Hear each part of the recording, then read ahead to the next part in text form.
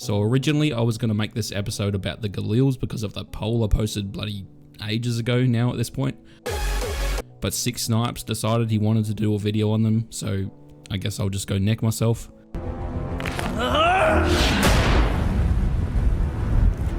Please. And even before that, I had the idea of doing this video about the Uzi just for a little bit of fun, but guess who decided he wanted to do a video about that gun too? It's enough slices! So instead today, I think I'll talk about a cool CQB orientated weapon, the Mark 18. That was a dude. I knew that was a dude. The Mark 18 is a decent gun.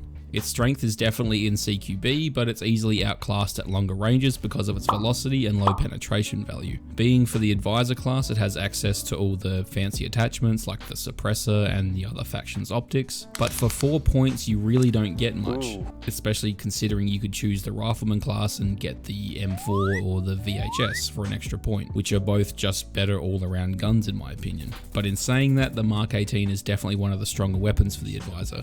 If I had to rank the Advisor weapons, I'd put the Tavor 7 as number 1, the Mark 18 as a very close second, then the Vector, and lastly the Scar H. But with that out of the way, let's dive into the Mark 18 to see if it can hold its ground.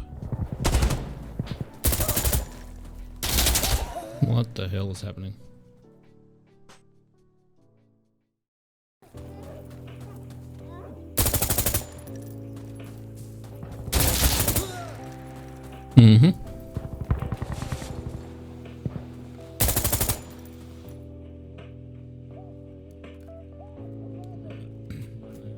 Let's begin with damage.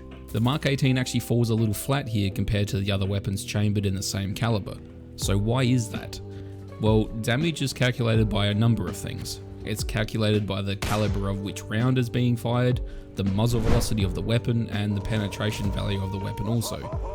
Generally, a 5.56 round will have a pretty high velocity, but in the case of the Mark 18, it sits fairly low at 780 meters a second. Accompany that with its very low penetration value, that means the bullet won't be traveling as fast for as long. So it's gonna lose a lot of its damage when it hits a surface, such as a body or armor or of course a wall or something. So when the bullet hits that surface, it's going to be slowed down dramatically compared to the same caliber fired from a weapon with a greater velocity and penetration value. The damage value of the Mark 18 actually falls short of a number of other weapons too, the MP5 being surprisingly one of them. The damage difference here isn't anything super crazy, but the MP5 can actually hold its ground to the Mark 18 even up to distances of 150 meters. Now that doesn't mean the MP5 is a quote-unquote better weapon. I'd argue the Mark 18 is a little more versatile, but I still believe there are better choices when it comes to a weapon chambered in 5.56 by 4.5 NATO.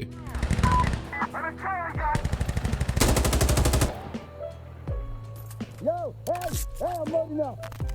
Hey, I'm reloading. Yeah, spawn giving me that last wave. Guy that's building right. Another one, same building. Yeah. Guy prone there. Got this guy as well. But let's take a look at where the Mark 18 does succeed. Now, the Mark 18 doesn't have an insane fire rate or anything, but what makes it good in CQB is its very low recoil, fast ADS speed, fast reload speed, low weight, its ability to use a suppressor which makes it incredibly silent, and the fire rate actually helps with ammo control, so you're not bleeding bullets away like you would with the Vector for example.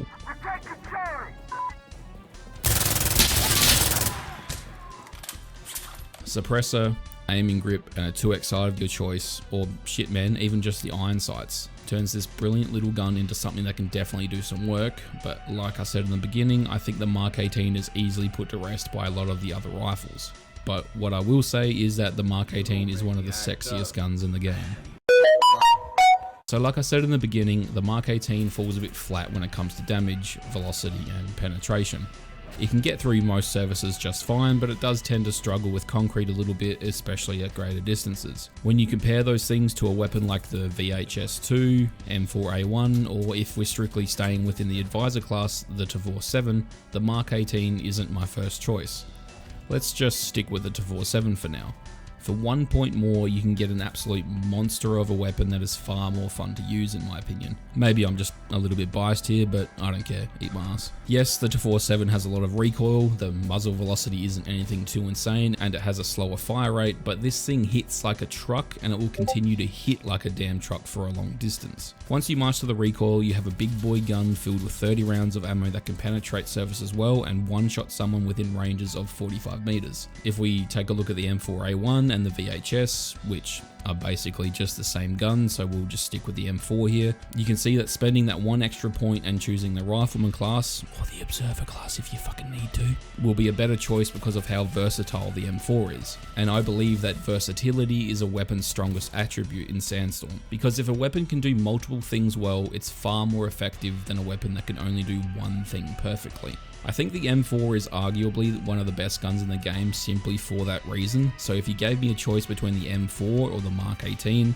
I'd choose the M4 every time. Being able to put a suppressor on the Mark 18 isn't that much of a selling point over the M4 for me. Losing.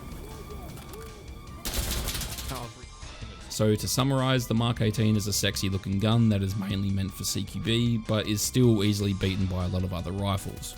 Remember, versatility is a weapon's strong point, and most weapons around the same price range just beat the Mark 18 in most areas. So, should you use the Mark 18? Well, duh.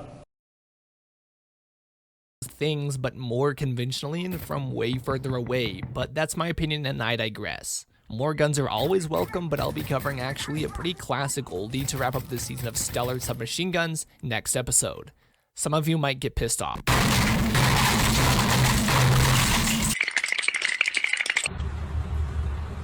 Come on, put him up top. Come on. Come on. This fucking come on. This